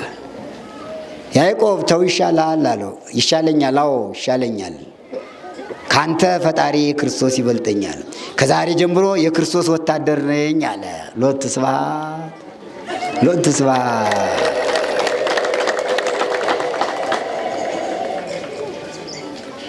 ኧረ ተው፣ አልተውም፣ ውሰዱት፣ እሰሩት። እሺ መታሰር ከክርስቶስ ፍቅር አይለየኝም ይላል ቅዱስ ጳውሎስ። መጽሐፍ ቅዱስ መማር የሚጠቅም ለዚህ ነው። እሺ 100 ብር ይዣለሁ፣ 5000 ብር አመጣለሁ፣ ሐሳብሽ ይሙላልሽ በሉኝ ይላሉ። ይሙላልሽ በሏቸው። ምን ችግር አለ? ያው እየተሳሉ ነው። ይሙላላችሁ፣ የሁላችንም ይሙላላችሁ የጎደለውን። እሱ የሚቸግረው ነገር የለም። ሙሉ ነው መድኃኔዓለም። አይዟችሁ፣ የፈለከውን ማድረግ ትችላለህ አለው። እሺ ትችለዋለህ? እችለዋለሁ። ማን ያስችላል? ይኸው በመስቀል ላይ ለእኔ ብሎ ሁሉን የተቀበለው መድኃኔዓለም ክርስቶስ ያስችለኛል። እንዲያውም ልንገርህ አለው፣ መስቀሌን ተሸክሞ ያልተከተለ ለእኔ አይሆን ብሏል። እሱ ከልጆች ሥራ እስከ ቀራንዮ መስቀል ተሸክሞ እንደሄደ እኔም አሁን መስቀሉን ተሸክሜ ልከተለው ነው አለው። መጽሐፍ ቅዱሱ ኃይለ ቃሉ ቅዱስ ወንጌሉ ለምእመናን ሲሰበክ ወደ ተግባር ሲመጣ እንዲህ ያበረታል፣ እንዲህ ያጸናል። መስቀሉን መሸከም ናፍቆኛል አለ መድኃኔዓለም ክርስቶስ። ፍቅሩን ናፍቆኛል፣ እስካሁን ትቼዋለሁ። እኔ ብሎ የተቸነከረው፣ እኔ ብሎ የተገረፈው፣ እኔ ብሎ የተሰቀለው፣ እኔ ብሎ መራራ ሐሞት የጠጣው፣ ለእኔ ብሎ ራሱን በዘንግ መመታቱ፣ እኔ ብሎ እሾህ አክሊል መቀዳጀቱ ናፍቆኛል ፍቅሩ አለ። ፍቅሩ ናፈቀኝ፣ ሕማሙ ናፈቀኝ፣ መከራው ናፈቀኝ፣ ሃይማኖቴ ናፈቀኝ፣ ቅዱስ ሥጋው ክቡር ደሙ ናፈቀኝ፣ ጥምቀቱ ናፈቀኝ፣ ክርስትናዬ ናፈቀኝ፣ ቤተ ክርስቲያን ትዝ አለችኝ፣ ናፈቀችኝ። ትናፍቃለች እኮ። በዓሉ ናፈቀኝ፣ ሂጄ የማከብረው እዚህ የእሳትና የፀሐይ በዓል እያከበርኩ የአምላኬ በዓል የፈጣሪ በዓል ናፈቀኝ። የድንግል ማርያም በዓል ናፈቀኝ። በዓሏ ሲከበር፣ ልደቱ ሲከበር፣ ጥምቀቱ ሲከበር፣ ትንሣኤው ሲከበር፣ ስቅለቱ ሲከበር ትዝ አለኝ። በቃኝ እንግዲህ አለ። እዚያ ታሰረ። አስረው እስር ቤት አገቡት። መከራው እንዲጸናበት በቀን በቀን አጽቃጽቁን ቁረጡት ብሎ አዘዘ። ያጨካኝ 10 የእጆቹ 10 የእግሮቹ እጣቶች ድምር ስንት ይሆናል? 20 እጣቶቹ አንድ ቀን ተቆረጡ። ከክርስቶስ ፍቅር የሚለየኝ ማን ነው? ሾተል ነው ያለው ቅዱስ ጳውሎስ። ይህም ባያውቅ ኑሮ እጁን አይቆረጥም፣ እግሩንም አይቆረጥም ነበር። አሁንም ወደዚህ ቆረጡት፣ እስከዚህ ድረስ ቆረጡት፣ እስከ ወገቡ ድረስ። ባጭሩ 42 ላይ ቆረጡት ይላል። ግንዱ ብቻ ቀረ እዚህ ላይ ቁጭ ብሎ እዚህ በላይ ያለው። እንዲሁም ያዕቆብ ሲጸልይ የዚያ እስር ቤት እየተቆራርጦ ምንድን ነው ያለው? አቤቱ እግዚአብሔር አምላክ ሆይ እጄን ዘርግቼ እንዳለምን እጄም ተቆርጧል። መዝራይቱ ይሁን ቆርጦታል። እዚህ ላይ ተቆርጧል፣ እዚህ ላይ ተቆርጧል፣ እዚህ ላይም ተቆርጧል፣ እዚህ ላይም ተቆርጧል። 42 የተባለ ይሄ ሁሉ ተቆርጧል። እግሩ እዚህ ላይ ተቆርጧል፣ እዚህ ላይ ተቆርጧል፣ እዚህ ላይ ተቆርጧል። ግራ ቀኝ እግሩ፣ እጆችም መዝራይቱ ክንዱ እዚህ ላይ እጄጣ ተቆርጧል፣ እዚህ ላይ ተቆርጧል። ያው መገጣጠሚያው እዚህ ላይ ተቆርጧል። እጄም ተቆርጧል። ቁሜ እንዳለምንህ እግሬ ተቆርጧል። እጄን ዘርግቼ እንዳለምን እጄ ተቆርጧል። ሀፊቱ ደግሞ ቆርጠው ያስቀምጡታል። እነዚህ ጨካኞች ናቸው። እነዚህ አሕዛብ ሰይጣን ሀፊቱ ላይ ያስቀምጠው ይኸው የኔ ፍሬዎች ናቸው፣ የሃይማኖት ፍሬዎች ናቸው። እስካሁን ክጄህ ነበረ፣ ተቀበልልኝ ጌታዬ፣ መስዋዕቱኝልሃለሁ፣ ይሄ ይሻለኛል። ዳዊት ስላንተ የተናገረው መጣልኝ አለ። መዝሙረ ዳዊት መዝሙር 43 ዳዊት ምን አለስ? በበእንቲአሁ ይቀትሉ ነው ኩሉ አሚረ። በሱ ስላመን በክርስቶስ ስላመን በክርስቶስ ስለተጠራን ሁልጊዜ ይገሉናል። ወኮነ ከማባግ ዘይጠብሁ እንደሚታረዱ በጎች ሆነናል። በግ ሲታረድ እዚህ አይደል የሚከተከት? ልክ ያዕቆብ እንደዚያ ነው። ነቢዩ አስቀድሞ ዳዊት ሰማዕታት እንዲህ መከራ እንደሚቀበሉ ወኮነ ከማባግ ዘይጠብሁ እንደሚታረዱ በጎች ሆነናል። በአንተ ስም ስላመነ በስም ስለተጠራነ አለው። እመቤታችን አስከትሎ መጣ መድኃኔዓለም ክርስቶስ። ቅዱሳን መላእክትን አስከትሎ መጣ። ወዳጄ ያዕቆብ አይዞህ፣ ፈውሻለሁ፣ አድኛለሁ፣ ተቀብዬልሃለሁ ሰማዕትነትህን መከራ መቀበልክን፣ ቃል ኪዳን ልሰጥህ ነው። ስምህን የጠራ እንግዲህ መታደል የመጨረሻቱ ቀን ስታምር ጥሩ ነው። ምእመናን መጨረሻዋን ቀን ያሳምርልን። እናቶች አባቶች ሲጸልዩ ምን ይላሉ? አቤቱ መጨረሻዬን አሳምረው አሟሟቴን አብጀው ይላሉ። እንደዚህ ማለት ነው። መጨረሻ ላይ በዓልን ዝክር የዘከረ ስምህን የጠራ ምሬልሃለሁ። እንግዲህ ተመልከቱ፣ እሱ ተመልሶ ለሌላው ምን ሆነ? አማላጅ ከሰማዕታት አንዱ ሆነ። ባጭሩ ከሰማዕታት አንዱ ሆነ። ያዕቆብ ዘግሙድ 42 ላይ የተቆረጠ ሰማዕት ነው ዛሬ። እዚያ በኋላ በዚች ቀን ህዳር 27 ቀን አንገቱን ተቆርጦ ሞተ። ሰማዕትነት አክሊል ወረደለት። እናቱ ምን አለች? እህቱ ምን አለች? ባለቤቱ ምን አለች? ተነገራቸው። በእናንተ ደብዳቤ በእናንተ መልእክት ፈጣሪን አትካድ ሃይማኖትን አትለውጥ ስላላችሁት መስዋዕት ሆኖላችኋል ሲባል እናቱ ሚስቱቱ እልል እያሉ መጡ። ደስ አላቸው በመሞቱ ማለት እኮ ነው። ክርስቲያን እንደዚህ ነው። ክርስቲያን እንደዚህ ነው። እናት ደስ አላት። ልጄ አንተ ሰማዕት ሆንክልኝ እንደ ቅዱስ እስጢፋኖስ። ቅዱስ እስጢፋኖስ የመጀመሪያው ሰማዕት ቅዱስ እስጢፋኖስ ነው። ራሱ ቅዱስ ጳውሎስ አንገቱን ተቆርጦ አይደል የሞተ? እንደ ጳውሎስ ሆንክልኝ ልጄ። ቅዱስ ጴጥሮስ አንገቱን ማን ነው ቁልቁል ተሰቅሎ አይደል በሰማዕትነት የሞተ? እንደ ቅዱስ ጴጥሮስ እንደ ሊቀ ሐዋርያቱ እንደ ብርሃነ ዓለም እንደ ቅዱስ ጳውሎስ ለሰማዕትነት በቃልኝ ደስ ያላቸው ንጹህ ልብስ አምጥተው አስከሬኑን አለበሱት። እናቱም አላለቀሰች፣ ባለቤቱም አላለቀሰች፣ እህቱም አላለቀሰች። ለምን? ሃይማኖታቸውን በደንብ የተረዱ ስለሆኑ ልጇ አማላጅ ሰማዕት ሆኖ ለሌሎቹ ገነት መንግሥተ ሰማያት የሚያገባ ቃል ኪዳን የተቀበለ ስለሆነ ባለቤቷ ሰማዕት ሆኖላት ቃል ኪዳኑን እንኳን ለራሱ ለሌላው የሚተርፍ ስለሆነ እህቱ ሰማዕቱ ቅዱስ ያዕቆብ ዘግሙድ ራሱን ለገነት ለመንግሥተ ሰማያት አብቅቶ ከክህደት ተመልሶ ለሌሎቹ አማላጅ እንዲሆን ከፈጣሪው ከመድኃኔዓለም ቃል ኪዳን ስለተቀበለ ደስ አላቸው። ዘመኑ ዘመነ ሰማዕታት ነበርና ለጊዜው ምዕመናን በሳጥን አድርገው አቆዩት። ኋላ ዘመኑ ሲመለስ ቤተ ክርስቲያን ተሰራለት፣ በስሙ ታነጸለት፣ ጽላት ተቀረጸለት፣ ገድሉ ተጻፈለት፣ እውር አበራ፣ ለምጻም አነጻ፣ ሙት አስነሳ፣ አምላከ ያዕቆብ ይቅር በለ ተብሎ መማለጃ ሆነ። አምላከ ያዕቆብ ማረን በሉ እስቲ። አምላከ ያዕቆብ ማረን፣ አምላከ ያዕቆብ ይቅር በለን፣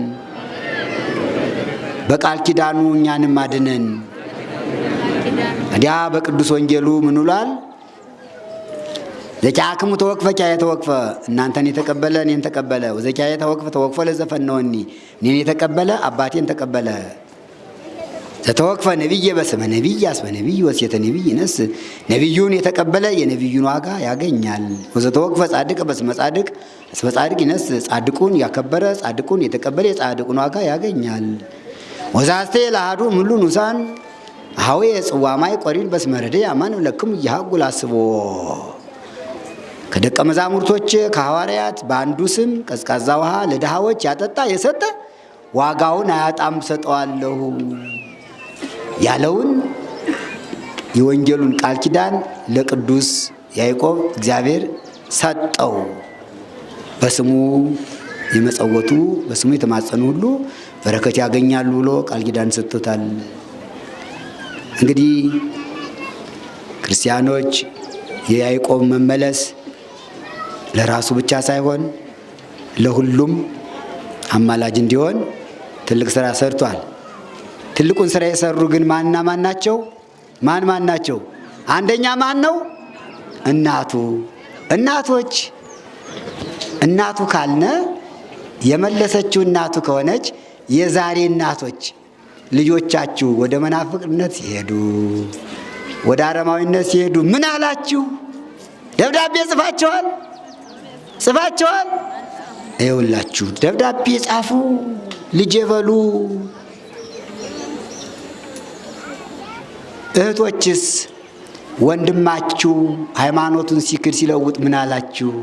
ዝም አላችሁ? ደብዳቤ ጻፉ። ወንድሜ ቅድም ያልኩትን ሁሉ ጻፉላቸው። ሚስቶችስ ምን አሉ? ባሎቻቸው ሲሄዱ አሁንም ሚስቶችም ዝም ማለት አያስፈልግም። ና ወደ ቤተ ክርስቲያን እንሂድ ማለት ይገባል። ወደ አበነብስ ወደ መምህረ ንስሐ እንሂድ፣ ወደ መምህራን ወደ መጻሕፍት እንሂድ፣ ሃይማኖት ግን አትካድ ብሎ ባለቤትን መመለስ ይገባል። ቁም ነገር አገኘነ። ከያዕቆብ እናት ትልቅ ቁም ነገር ተማርነ። ከያዕቆብ ባለቤት ትልቅ ቁም ነገር ተማርነ። ከያዕቆብ እህት ትልቅ ቁም ነገር ተማርነ። ዛሬ የቤት ስራ ይሰጣቸዋል፣ ቤተ ክርስቲያን ትሰጣቸዋለች። እናንተም የወጡትን ለመመለስ አትታክቱ። እግዚአብሔር ይረዳቸዋል። መድኃኔ ዓለም የያዕቆብን እናት ሚስት እህት የረዳቸው መድኃኔ ዓለም ክርስቶስ ነው። ቆርጠው በሃይማኖት ስለተነሱ ረዳቸው፣ ወዲያው እንዲመለስ አደረገ። አሁንም የእሱ ፈቃድ ነውና እሱን እንደመለሰ አሁንም ከሃይማኖታቸው የኮበለሉትን የወጡትን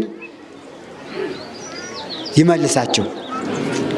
በእናቶች በእህቶች በሚስቶች በአባቶች በወንድሞች አድሮ አሁንም የወጡትን ይመልሳቸው። ሁላችሁም የቤት ስራ አለባችሁ፣ አለብን። አባቶች፣ ወንድሞች፣ ጓደኞቻችሁን ለመመለስ አንደኛ መጀመሪያ እዚህ መታችሁ ጸሎት አድርጉ። ፈቃድ ይሁን እባክህ መድኃኔዓለም ብላችሁ ለምኑት። እንለምነው በጋራ ልቡን መልሰው። የመድኃኔዓለምን ታምር ነግሬ እጨርሳለሁ። ልቡን መልሰው፣ ልቧን መልሰው። የእሱን ታምር ልናገር። አንዲት እህት ባለፈው የ5 ወር ነፍሰ ጡር ናት። አጭር ነው። እዚህ ነው ጎንደር ነው ያለች። መጣች፣ ታለቅሳለች። ወደቀች በቁመቷ ልክ። ምን ሆነሽ ነው የምትወርቂ? ነፍሰ ጡር ነች፣ ለምን ታለቅሻለሽ አልኳት። ወይ ሰማዩ ወርዶ ይጫነኝ ወይም ምድሪቱ ተከፍታ ተዋጠኝ አለች። ለምን አልኳት። ምክንያቱ ምንድነው ስላት፣ አንድ ጓደኛ ነበረኝ። እኔ ያለው ጎንደር ነው፣ የተወለድኩ። እሱ ግን ሌላ ቦታ ነው ያለ። ግልጽ እንዳላደርገው ብዬ ነው። ካለሽ አለሽ ወለተ ገብርኤል ባለፈው የመጣሽው ካለሽ ትሰሚያለሽ፣ ምስክር ነሽ። ምንድነው ችግሩ ስላት ትዳር ለመመስረት ለመጋባት ሁለታችን ተስማምተን ቃል ኪዳን ተገባብተናል። ቤተሰብ ልናሳውቅ፣ እኔም ለአባቴ ለእናቴ ለወንድም ለእህቶቼ ላሳውቅ፣ እሱም ሊያሳውቅ ተስማምተን ነበረ። የወጣት ነገር እንዲያ ነውና በመካከል ላይ ጸነስኩ። ይህም አግባብ አይደለም። መጠበቅ ራስን መጠበቅ ያስፈልጋል። ክርስቲያን ራሱን ጠብቆ መቆየት እንጂ ከጋብቻ በፊት ጥሩ አይደለም። ይህም ስህተት ነው እና አሁን ጽንሱን እንዳላስወርደው እግዚአብሔርን ፈራው።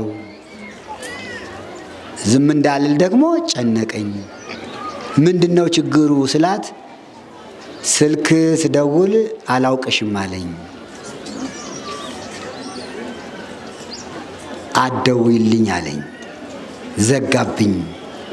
እናቴ ገና አላወቀችም፣ አልተዋወቁም እኮ አባቴ ገና አላወቅም፣ እህት ወንድሞችም አላወቁምና እኔ ማን ነኝ? አሁን ከማን ጸነስሽ ብባል እንዴት ልሆን ነው? እሱ ካደኝ። ስለዚህ ወይ ሰማዩ ወርዶ ይጫነኝ ወይ ምድር ተከፍታ ትዋጠኝ። አይ ቀላል ነው፣ አይዞሽ። ደግሞ ታለቅሳለች፣ እንባ ይፈሳል። ይህ ምልክት ነው። መድኃኔዓለም ሊያስተካክልሽ ስለፈለገ ነው የሚያስለቅስሽ። ሊያስተካክል ሲፈልግ እንባ በእንባን የሚያደርግ ሁላችሁም ሁልጊዜ እናገራለሁ። እየሰማችሁ ነው። አንድ ችግር ገጥሟችሁ እንዲፈጸምላችሁ ከፈለጋችሁ ማልቀስ ነው። እዚህ መታችሁ ዝም ብላችሁ ሌላ ነገር አያስፈልግም። እንባ ከወረደ ወዲያው ነው የሚያልቅ። ወዲያው ነገም አይባልም። ዛሬ የቤት ችግር፣ የሥራ ችግር፣ የትዳር ችግር፣ የልጅ ችግር ወዘተርፈ ሙሉ ችግር ያለበት ሰው ሁሉ መጥቶ እዚህ እንባውን ካፈሰሰ ወዲያው ይፈጸምለታል። ይሄ ግልጽ ነው፣ የምናውቀው ነው። የመድኃኔዓለም ታምር ነው። እዚሁ መንበረ መንግስት መድኃኔዓለም ቤተክርስቲያን እና አይ ያለቀስሽ ስለሆነ ችግር የለም ይፈጽምልሻል። እሺ ሂጂና ተንበርክከሽ ንገሪው። ምን ብዬ ልንገረው? ልቡን መልሰው በይው፣ ሌላ አትበይ አልኳት። ልቡን መልሰው እንዲያነጋግረኝ አድርገው በይው፣ ሌላ አይፈልግም። እሺ አለች። መጣች። እዚህ ተንበርክራ አለቀሰች። ልቡን መልሰው፣ ልቡን መልሰው፣ ልቡን መልሰው። የያዕቆብ እናት እህት ሚስት እንዲህ ብለው ነው የጸለዩ። አያችሁ፣ የያዕቆብ እናት የልጄን ልብ መልሰው ነው ያለች። ሚስቱም ልቡን መልሰው ነው ያለ። እህቱም መለሰው። አሁን የሚገርመው ነገር መጣች። ሰላም ለኪ ደግመናል። አሁንም 3 ሰላም ለኪ እንደግማለን። ይጠቅማችኋል። በህብረት በአንድ ላይ እንደ ቀላል አትዩት። ብዙ ችግር ይፈታል። ያ ሰላም ለኪ ደግመን ልቡን መልሰውላ ለካ እሷ ጥላት ስላኑራል ለኛ አልነገረችም። ሄደች። የሚገርመው ነገር ወዲያው ቤት እንደሄደች ስልክ ደወለላት። ልቡን መለሰው።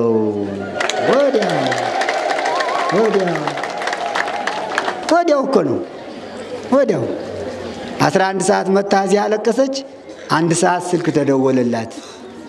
ልቡን ማን መለሰው? ማን መለሰው?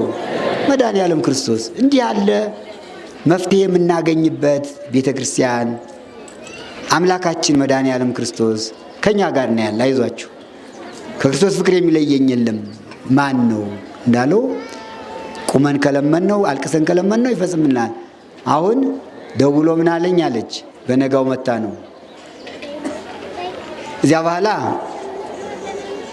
ደውሎ አናግሯታል። በነጋው ጥላ ይዛ ትዞራለች። እዚህ እኔ ጉባኤ ቤት ልገባ ማልዳ በዚህ ስዞር አየኋት። የትናንትናይቱ ናት አይደለችም ብዬ ሳያት እሷ ናት። ስሟን ወለተ ገብርኤል ነበር ያለችኝ። ወለተ ገብርኤል እንዴት ነው ጥላሽን ይዘሽ ትስቂያለሽ? ትናንት አለቅሽ ነበር ስላት፣ አይ ልቡን ይመልሰው ብየው ልቡን መለሰልኝ። አሁን ስለቴን ይዤ መጥቼ አለች። እንዴት ነው ነገሩ አልኳት። ከዚህ ደርሼ ልቡን መልሰው ብዬ ንቤን አፍስሼ መድኃኔዓለም ቸር ወሬ አሰማኝ ብዬ ሄድኩኝ። ከቤት እንደገባው ደውሎ አይ ተሳስቻለሁ፣ ይቅርታ አድርጊልኝ፣ ያልኩሽን ነገር ሁሉ አደርግልሻለሁ፣ በዚህ ቀን እመጣለሁ፣ ከቤተሰብ እንተዋወቃለን፣ ያልነው ሁሉ ይሆናል፣ ችግር የለም ብሎኝ ደስ ብሎኝ አሁን ለመድኃኔዓለም ጥለውን ይዤ መጥቼ ነው ብላ ማታ ተናግራ ወዲያው ማታ ተፈጽሞላት ማልዳ ስለቷን ይዛ መጣች እላችኋለሁ። እና አሁንም ወንድ ከሆነ ልቡን መልሰው ብላችሁ ጸልዩ። ሴቶች አንዳንድ ባሎች የሚያስቸግሩ ካሉ ልቡን መልሰው ብላችሁ ጸልዩ። ወደ መሸታ የሚሄድ የሚሰክር ካለ፣ ዘማዊም ካለ፣ ሱሰኛም ካለ አልቅሳችሁ ልቡን መልሰው ብላችሁ ጠይቁት። እውነቴን ነው፣ እንደ ቀላል አትዩት። መድኃኔዓለም ልቡን መልሰው ብላችሁ ጸልዩ። ወንድማችሁ ለወንድማችሁም ለልጃችሁም ለትዳር አጋራችሁም ከጸለያችሁ እንደዚሁ አባቶችም እንዲሁ ወንድሞችም እንዲሁ ነውና በእውነቱ የያዕቆብን ወላጅ እናቱንና የባለቤቱን የእህቱን ጸሎት ተቀብሎ እሱ እንደመለሰ እዚህም መድኃኔዓለም መልሷል ብዙዎችንና አሁንም ይመልሳቸው ነው። ለሁላችንም አእምሮውን ለቦውን ያሳድርብን፣ በቸርነቱ ይጎብኘን። መኑ ያድገን ፍቅሮ ለክርስቶስ፣ ከክርስቶስ ፍቅር ማን ይለየኛል ነው የትምህርታችን ርዕስ። አሁን የሚለየን የለም። ክርስቶስ ከሁላችን ጋር ይሁን። እመቤታችን በረድኤታ አትለየን፣ ፈተናውን ያርቅልን። ያዕቆብን የመለሰ አምላክ የወጡትን ይመልሳቸው። መናፍቃንን ወደ ቤተ ክርስቲያናቸው እንዲመለሱ ያድርጋቸው፣ ወደ ሃይማኖታቸው እንዲመለሱ ያድርጋቸው። ለአብርሃም ለይስሐቅ ለያዕቆብ ለአባቶቻችን የተለመነ አምላክ ለሁላችን ይለመነን። ለቅዱስ ኤፍሬም ለአባ ሕርያቆስ ለቅዱስ ያሬድ ለነቢያት ለሐዋርያት ለጻድቃን ለሰማዕታት ለደናግል ለመነኮሳት ለሕፃናት የተለመነች አምላክ ወላዲተ አምላክ እመብርሃን ቅድስት ድንግል ማርያም ለሁላችን ትለመነን። መዓቱን በምሕረቱ ቁጣውን በትዕግስቱ ይመልስልን። ዘመኑን የሰላም ዘመን ያድርግልን። ሀገራችን ኢትዮጵያንና ሌላውን ዓለም ሁሉ የሰላም ዓለም ያድርግልን። በውስጥም በውጭም በቅርብም በሩቅም ሀገር ሁነው በከተማ በገጠርም ሁነው በእስር ቤትም ሁነው በችግርም ሁነው በጸሎተ ማርያም በውዳሴ ማርያም በመዝሙረ ዳዊት በጸሎተ ቅዳሴ አትርሱን፣ አስቡን፣ አስታውሱን እያሉ የሚማጸኑትን አባቶቻችን፣ እናቶቻችን፣ ወንድሞቻችን፣ እህቶቻችን ሁሉ በያሉበት መድኃኔዓለም በቸርነቱ ይጎብኛቸው። በአልጋ ቁራኛ በደዌ ዳኛ ተይዘው በሕክምና በጸበል ቤት ያሉትንም ሕመሙን ደዌውን በጤና ለውጦ ተስፋ አድርገው ተፈውሰው ድነው ሰርተው እንዲመገቡ ያድርጋቸው። ይህን ሰዓት ይህን ዕለት ባርኮ ስለሰጠን ስሙ ለዘላለም የተመሰገነ ይሁን። በቸርነቱ እንዲጎበኘን ከሰንበት በረከት ረድኤት ከበዓለ ስቅለቱ ረድኤት በረከት እንዲከፍለን ቅዱስ ፈቃዱ ይሆንልን። ከሰማዕቱ ከቅዱስ ያዕቆብ በረከት ረድኤት ከሌሎችም ቅዱሳን በረከት ረድኤት እንዲከፍለን ቅዱስ ፈቃዱ ይሆንልን። ሰላም እንዳሳደረ ሰላም ያውለን። በየቤታችሁ ሰላም ይቆያችሁ። በዛሬው ዕለት ከሌሊቱ ጀምሮ የቀረበውን የማሕሌቱን ጸሎት፣ የሰዓታቱን ጸሎት፣ የቅዳሴውን ጸሎት፣ የምእመናኑን ምጽዋት ስጦታ መባ ሁሉ ተቀብሎ ኃጢአታችን ይቅር ይለን ዘንድ ቅዱስ ፈቃድ ይሁን እያል አባታችን እንላለን። ሰማያት የምትኖር ስምህ ይቀደስ፣ መንግሥትህ ትምጣ፣ ፈቃድህ በሰማይ እንደሆነች እንዲሁ በምድር ትሁን። ዕለት ምግባችንን ስጠን ዛሬ፣ በደላችንን ይቅር በለን እኛ የበደሉንን ይቅር እንድንል። አቤቱ ወደ ፈተና አታግባን፣ ከክፉ ሁሉ አድነን እንጂ መንግሥት ያንተ ናትና ኃይል በምስጋና ለዘላለሙ አሜን። እመቤታችን ቅድስት ድንግል ማርያም ሆይ መልአኩ በቅዱስ ገብርኤል ሰላምታ ሰላም እንልሻለን። በሐሳብሽ ድንግል ነሽ፣ በሥጋሽም ድንግል ነሽ። የአሸናፊ እግዚአብሔር እናት ሆይ ሰላምታ ላንቺ ይገባሻል። ከሴቶች ሁሉ ተለይተሽ አንቺ የተባረክሽ ነሽ፣ የማኅፀንሽ ፍሬ የተባረከ ነው። ጸጋን የተመላሽ ቅድስት ሆይ ደስ ይበልሽ፣ ልዑል እግዚአብሔር ከአንቺ ጋር ነውና ከተወደደው ልጅሽ ከጌታችን ከመድኃኒታችን ከኢየሱስ ክርስቶስ ዘንድ ይቅርታንና ምሕረትን ለምኝልን ኃጢአታችንን ያስተሰርይልን ዘንድ ለዘላለሙ አሜን። ኩኑ ፍቱሐነ ወንጹሐነ ይረስየኒ ይሬስይክሙ ድሉዋነ ለመንግሥተ ሰማያት ወንጹሐነ እምኃጢአት እግዚኦ መሐረነ ክርስቶስ እንበል 12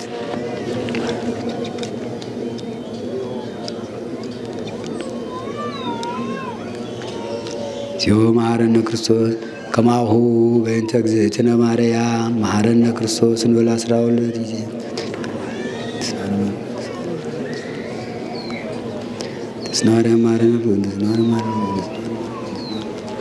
በእንተ እግዝእትነ ማርያም መሐረነ ክርስቶስ ኦ እግዚእ ኢየሱስ ክርስቶስ ስራይ ኃጢአቴ ወኃጢአተ ኩሉ ሕዝብከ በሐልዮ በነቢብ በገብር የተሰራውን ኃጢአት የማይሰራ ኃጢአት እግዚአብሔር ይፍታ።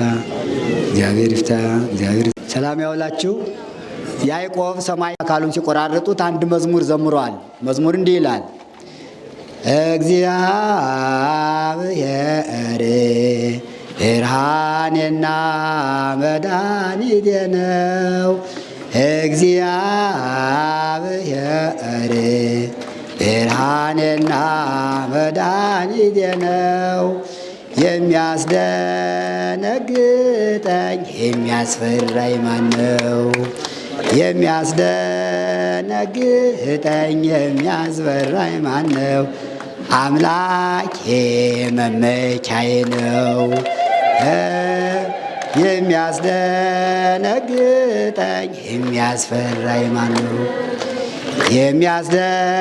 የሚያስደነግጠኝ የሚያስፈራኝ ማን ነው? አምላኬ መመኪያዬ ነው። እግዚአብሔር ብርሃኔና መድኃኒቴ ነው። እግዚአብሔር ብርሃኔና መድኃኒቴ ነው። የሚያስደነግጠኝ የሚያስፈራኝ ማን ነው?